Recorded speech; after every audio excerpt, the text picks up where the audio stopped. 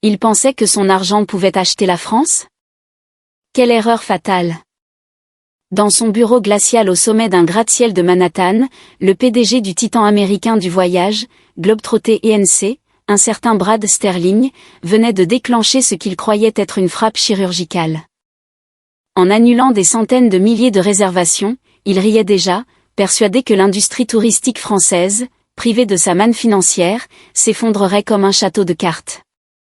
Il imaginait déjà les propriétaires d'hôtels en faillite, le suppliant à genoux de revenir. Mais quelques semaines plus tard, ce ne sont pas des ruines qu'il a vues sur ses écrans, mais l'image insolente d'un domaine provençal rayonnant, battant des records de chiffre d'affaires grâce à une nouvelle clientèle d'esthètes venus d'Europe et du monde entier. Affolé par cette tournure des événements, ce retournement de situation qu'il n'avait jamais envisagé, Sterling a attrapé son téléphone en urgence. Mais la réponse qu'il a reçue de la propriétaire du domaine, une femme à la voix aussi calme que l'acier, fut un refus d'une clarté et d'une élégance foudroyantes. Alors, comment un tsunami d'annulation a-t-il pu provoquer la renaissance de ce joyau français? Et quelle fin misérable attendait ce PDG arrogant, ivre de son propre pouvoir? Installez-vous bien, nous allons tout vous raconter. Alors que l'automne commençait à dorer les vignobles et les champs de lavande, les collines du Luberon se préparaient pour leur plus belle saison. C'est là, niché au cœur d'un paysage de cartes postales, que se dresse le château des Oliviers, un domaine historique dont les murs de pierre avaient vu passer plusieurs siècles d'histoire. Pourtant, en contraste flagrant avec la beauté sereine des lieux, le grand salon du château était envahi par une atmosphère tendue, presque irrespirable. Cet endroit, dont le plus grand luxe avait toujours été le silence, s'était métamorphosé ces dernières années. Profitant d'un euro avantageux, les touristes étrangers affluaient en masse, et la vague déferlante du tourisme de masse n'avait pas épargné ce havre de paix. La jeune propriétaire, Madame Isabelle, une femme dont l'élégance naturelle semblait en décalage avec le chaos ambiant, passait ses journées à s'incliner et à s'excuser. Aujourd'hui encore, un groupe de touristes en forfait tout compris avait pris d'assaut les canapés Louis XVI, parlant à tue-tête dans leur téléphone tout en éparpillant les miettes de leurs encas industriels sur les tapis d'Aubusson.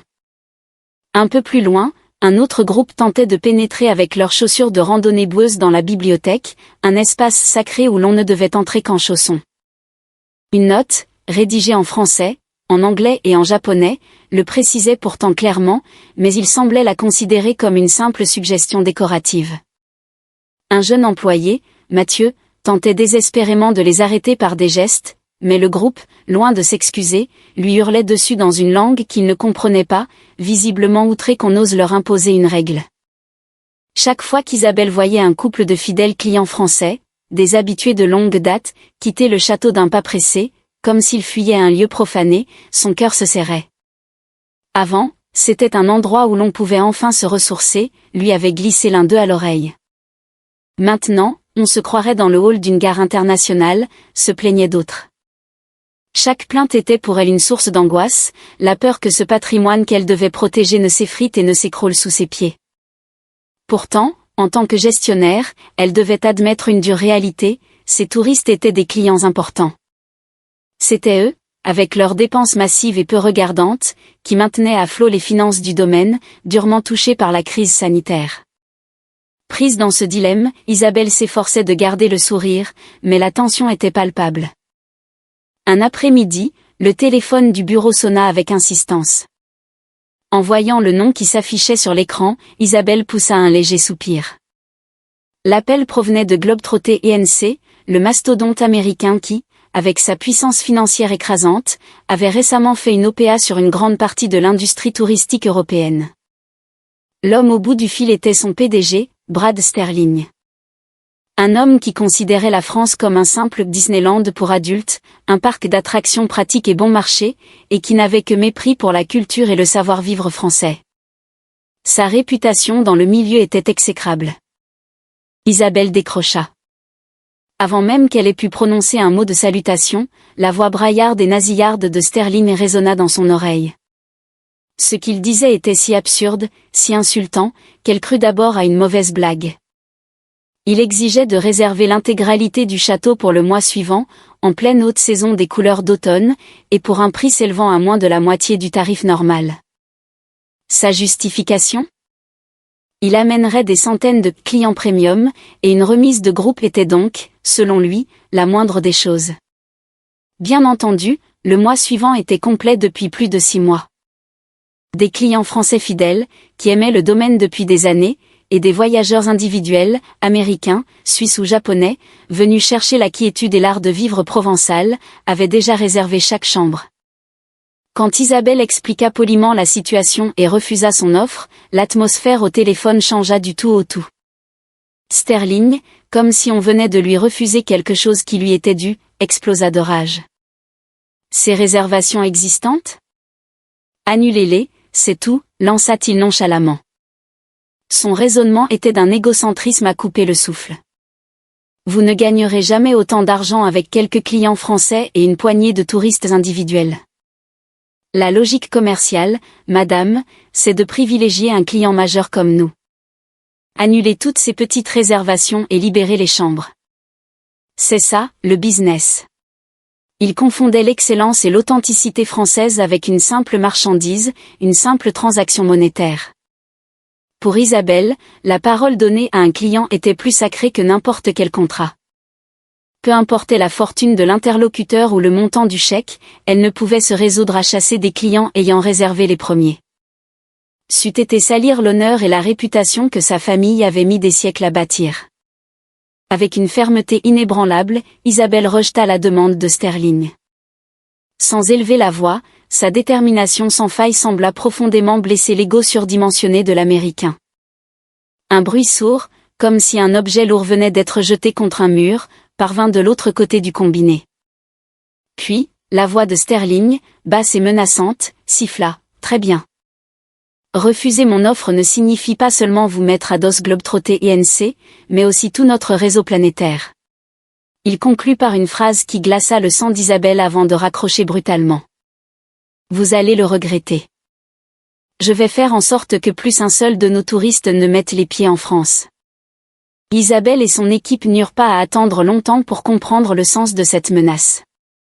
Dès le lendemain, les médias annoncèrent tous la même nouvelle, en boucle, une vague d'annulations massives de voyages vers la France, orchestrée depuis les États-Unis.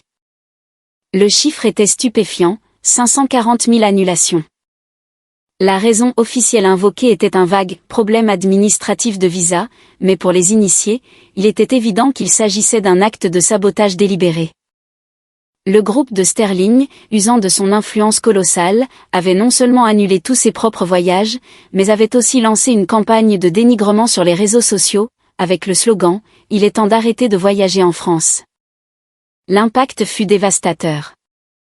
Sur l'écran de gestion des réservations du château des Oliviers, les lignes se coloraient en rouge les unes après les autres.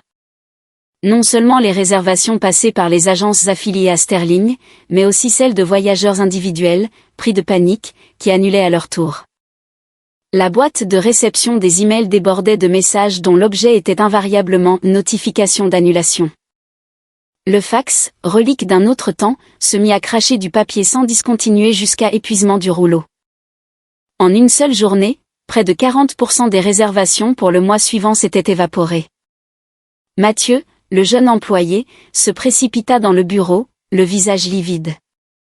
D'une main tremblante, il tendit sa tablette à Isabelle. L'écran affichait une vidéo postée par Sterling sur ses réseaux sociaux. Avachi dans le fauteuil en cuir de son bureau luxueux, un verre de whisky à la main, il déclarait en ricanant, « Vous voyez ? C'est ça, notre pouvoir. Sans notre argent, ces Français ne sont rien. À l'heure qu'il est, ils doivent être en train de pleurer dans leur château décrépit, ajoutait-il. » La section des commentaires était inondée de messages d'approbation, se moquant de la « vieille Europe » et de la France. Isabelle fixa l'écran, le visage impassible. La colère et la tristesse étaient bien là, mais une autre émotion, plus forte, montait en elle, une forme de résolution. Devant le flot incessant des notifications d'annulation, elle se souvint de son domaine fatigué par le surtourisme, de sa quiétude perdue, et de ce modèle économique qui avait privilégié la quantité au détriment de la qualité. Certes, 540 000 annulations étaient un coup terrible. De nombreux hôteliers et transporteurs criaient déjà à la catastrophe. C'était une situation d'urgence, à faire trembler n'importe quel professionnel du secteur. Les présentateurs des journaux télévisés répétaient d'un air grave que l'impact serait incalculable. Pourtant, pour Isabelle, ce tableau de réservation vide ne ressemblait pas seulement à une perte. Il ressemblait à une page blanche, à un terrain débarrassé d'une poussière accumulée depuis des années. Une fois la tempête des annulations passée, un silence étrange s'installa dans le bureau. Les employés, la tête basse, semblaient écrasés par l'angoisse du « et maintenant, on fait quoi ?» Au milieu de cet abattement général, seule Isabelle leva la tête. Par la fenêtre, elle contempla le vaste ciel du Luberon. Il était haut, les nuages rares, d'un bleu infini. « Ce n'est pas la fin, dit-elle d'une voix douce mais puissante. Au contraire. C'est maintenant que le vrai défi commence. » Sterling avait commis une erreur de calcul monumentale. Il avait tenté de mettre la France à genoux par la force du nombre, mais il ignorait la puissance intrinsèque de ses trésors. Et il ignorait surtout la passion avec laquelle une femme nommée Isabelle était prête à défendre son héritage. Peu de temps après la mise à exécution de la menace de Sterling, alors que le bureau du château des Oliviers ressemblait à une chambre mortuaire, un nouvel email de sa part brisa le silence. Le son de la notification résonna dans le calme pesant. Isabelle ouvrit le message. Les mots qui s'affichaient étaient exactement ceux qu'elle attendait. Alors ? La leçon est retenue ? Il n'est pas trop tard. Envoyez-moi une vidéo de vous, à genoux, en train de vous excuser, et dans ma grande miséricorde, je pourrais envisager d'annuler les annulations. Le message suintait l'arrogance. Bien sûr, les tarifs devront être revus. À la baisse. Entre les lignes, on devinait sa jubilation, son impatience de voir la France paniquer et le supplier de revenir. Isabelle lut l'email jusqu'au bout, puis, sans la moindre expression, déplaça le curseur de la souris et cliqua sur « Supprimer ». Mathieu, qui observait la scène par-dessus son épaule, laissa échapper un petit cri de surprise. Mais le regard d'Isabelle était dénué de toute hésitation. Elle se tourna vers ses employés et leur dit d'une voix calme mais chargée de conviction, « Nous ne répondrons pas à Monsieur Sterling. Les chambres qui se sont libérées, nous allons les proposer à tous. Nous allons faire savoir à tous ceux que le tourisme de masse avait fait fuir que le Luberon leur appartient à nouveau. » Ce n'était pas un pari désespéré, mais la déclaration d'un retour aux sources, à ce qui aurait toujours dû être. Immédiatement, une annonce fut publiée sur le site officiel et les réseaux sociaux du domaine, informant de la disponibilité exceptionnelle de chambres. La nouvelle, qu'il était miraculeusement possible de séjourner au château des Oliviers pendant la plus belle saison de l'année, un créneau normalement réservé plus d'un an à l'avance, se répandit comme une traînée de poudre sur Internet. Au début, l'inquiétude persistait, un domaine de ce standing, aussi cher, pouvait-il réellement remplir ses chambres à la dernière minute ? Mais ces craintes étaient infondées. Quelques heures à peine après la publication de l'annonce, le téléphone se mit à sonner. Et ces appels n'avaient rien à voir avec les notifications froides et impersonnelles des jours précédents. C'étaient des demandes de renseignements chaleureuses, humaines. Au bout du fil, des voix parlaient un anglais élégant ou un français parfait. J'ai vu les nouvelles concernant la vague d'annulation. Cela signifie-t-il que le Luberon est plus calme en ce moment, demandait un homme de Genève. J'ai toujours rêvé de séjourner chez vous, mais c'était toujours complet, alors j'avais abandonné l'idée. Ma femme et moi aimerions profiter des couleurs d'automne en toute tranquillité. Le visage des employés au téléphone s'illuminait peu à peu. Ils ne parlaient plus à de simples consommateurs cherchant un lit, mais à de véritables amoureux de la culture française. Puis la haute saison arriva. Devant le perron du château des Oliviers, il n'y avait plus de files de bus polluants, ni de guides hurlant dans des mégaphones. À la place, des voyageurs individuels descendaient de taxis ou de voitures avec chauffeur, des couples venus d'Europe, des familles françaises qui redécouvraient avec bonheur cette région qu'ils avaient fui. En pénétrant dans le grand salon, leur premier réflexe fut de s'émerveiller du silence et de la beauté du jardin visible par les grandes fenêtres. Sans que personne n'ait besoin de le leur demander, ils baissaient instinctivement la voix. En voyant cette scène, Isabelle sentit une chaleur l'envahir. Voilà. Voilà l'âme de ce domaine qu'elle voulait protéger. Ce changement n'était pas seulement moral, il fut aussi spectaculairement financier. À la fin du mois, Mathieu, le comptable, entra dans le bureau avec le rapport mensuel, un air d'incrédulité sur le visage. Le chiffre d'affaires total dépassait celui de l'année précédente à la même période. Le taux d'occupation était certes plus bas qu'à l'époque des groupes de touristes, mais les clients individuels, payant le plein tarif sans aucune réduction, et profitant pleinement des services haut de gamme, le restaurant gastronomique, la dégustation de vins grands crus, le spa, dépensaient en moyenne plusieurs fois plus par personne que les touristes en groupe. « Madame, regardez ça », dit Mathieu en pointant la ligne des frais de réparation. Le chiffre affiché était un magnifique 0. Fini les fenêtres sculptées endommagées, les parquets centenaires tachés, le linge de maison ou les objets de valeur volés ou cassés, des incidents qui étaient quasi mensuels auparavant.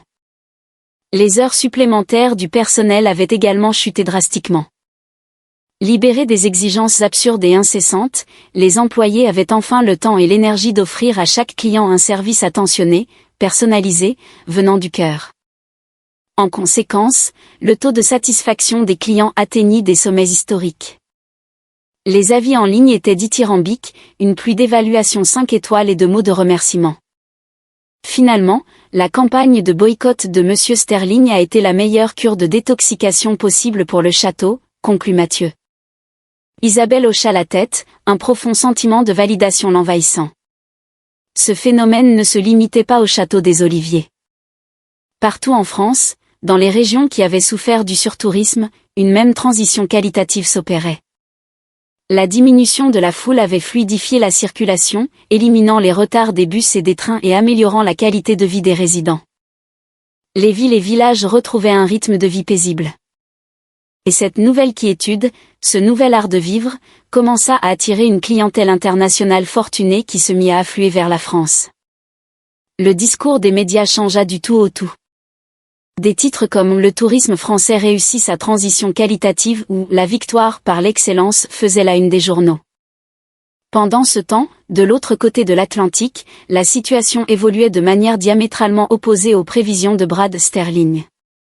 Au début, il était persuadé que sa manœuvre de force transformerait la France en un désert touristique et la forcerait à capituler. Il célébrait sa victoire dans des restaurants de luxe avec ses subordonnés, se gaussant « Maintenant, les Français doivent avoir compris à quel point ils ont besoin de nous. » Mais bientôt, des rapports inquiétants commencèrent à lui parvenir. « Monsieur, regardez les réseaux sociaux. Il se passe quelque chose d'étrange. » Un de ses assistants, le visage blême, lui tendit une tablette affichant l'équivalent d'Instagram ou de TikTok. Le hashtag à la mode était la vraie France. Des vidéos postées par des voyageurs suisses, japonais, et même des Américains fortunés montraient une Provence sans foule, des châteaux de la Loire baignés de silence, des dîners élégants dans des domaines viticoles. Dans ces vidéos, les voyageurs disaient tous la même chose, ce n'est plus bondé comme avant, on peut prendre des photos tranquillement, l'air est pur, les commerçants sont incroyablement accueillants. C'est le moment ou jamais d'y aller. Ironiquement, ces publications atteignirent la clientèle de Sterling, les riches Américains qui auraient dû participer à ces voyages organisés. Eux, à qui l'on avait dit que le voyage était annulé à cause de problèmes de visa, voyaient maintenant cette image idyllique d'une France exclusive et commençaient à ressentir un mélange de regret et de colère intense. Le téléphone de Sterling se mit à sonner peu de temps après. Au bout du fil, des clients puissants qu'il ne pouvait se permettre de contrarier, des membres de conseil d'administration et leurs épouses. « Brad, qu'est-ce que c'est que cette histoire ? Vous nous avez dit que la France était inaccessible. Mon amie y est allée en organisant son voyage elle-même, et elle a séjourné dans un château absolument divin. Pourquoi pas nous ? » La fureur qui éclatait au téléphone fit perler des gouttes de sueur sur le front de Sterling. C'est à cause d'un problème de capacité d'accueil côté français, balbutia-t-il pour se justifier. Mais les images d'une France accueillante et sereine sur les réseaux sociaux rendaient son mensonge grotesque. Son plan, qui consistait à attendre que la France s'agenouille, avait eu l'effet inverse. Non seulement la France ne s'était pas agenouillée, mais elle avait trouvé de meilleurs partenaires et brillait d'un éclat encore plus vif. Paniqué, Sterling se mit à hurler sur ses subordonnés, « Mais qu'est-ce que vous fabriquez ? Contactez immédiatement les hôtels en France. Récupérez les réservations que nous avons annulées, tous nos clients sont en train de nous filer entre les doigts. Mais un billet de loterie gagnant que l'on a soi-même déchiré n'est pas si facile à recoller. D'une main tremblante, Sterling composa lui-même à nouveau le numéro d'Isabelle. Il fallait qu'il ravale sa fierté et qu'il obtienne des chambres, sinon sa propre entreprise était en péril. Une peur glaciale lui parcourait l'échine. Isabelle décrocha. La voix de Sterling, à l'autre bout, était mielleuse, empreinte d'une anxiété mal dissimulée. « Ah, Madame Isabelle. C'est Brad Sterling. Comment allez-vous depuis le temps? Vous devez vous sentir bien seul, n'est-ce pas? » Il essayait de paraître enjoué, mais son trouble était palpable. « Écoutez, j'ai une excellente nouvelle pour vous. J'ai décidé, à titre exceptionnel, de lever l'interdiction de voyager en France pour votre domaine. Je vous réserve 5 bus de touristes pour la semaine prochaine. Vous pouvez me remercier. » Sterling tentait de se convaincre qu'il tenait encore les rênes, prisonnier de sa vieille illusion selon laquelle la France pleurerait de joie à la moindre de ses faveurs. Mais la réaction d'Isabelle fut à l'opposé de ce qu'il attendait. Après un court silence, elle répondit d'une voix calme, comme si elle s'adressait à un inconnu. « Pardon, de quel monsieur Sterling s'agit-il? Celui qui, il y a peu, a coupé les ponts avec notre domaine en même temps que 540 000 autres annulations, ou bien un autre ?»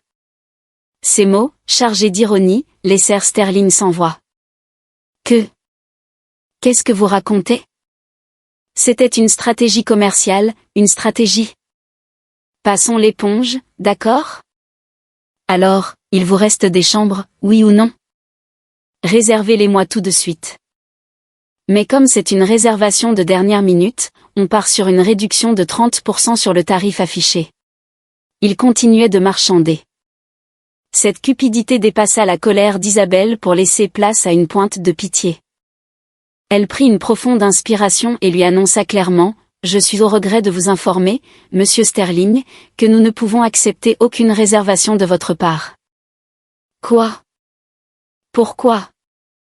Vous n'avez pas dit qu'il y avait des chambres de libre? Si, il y en avait. Mais elles sont toutes occupées. Grâce à vos annulations, les chambres libérées sont désormais réservées pour les 6 prochains mois par des clients individuels qui paient le plein tarif et qui, eux, aiment la culture et la quiétude de la France. La voix de Sterling se brisa. 6 mois? Vous mentez. C'est impossible de remplir aussi longtemps avec de simples clients individuels. Sans nos groupes, votre modèle économique n'est pas viable. Et pourtant, non seulement nous sommes viables, mais notre santé financière n'a jamais été aussi bonne, rétorqua Isabelle, sa voix forte et pleine d'assurance.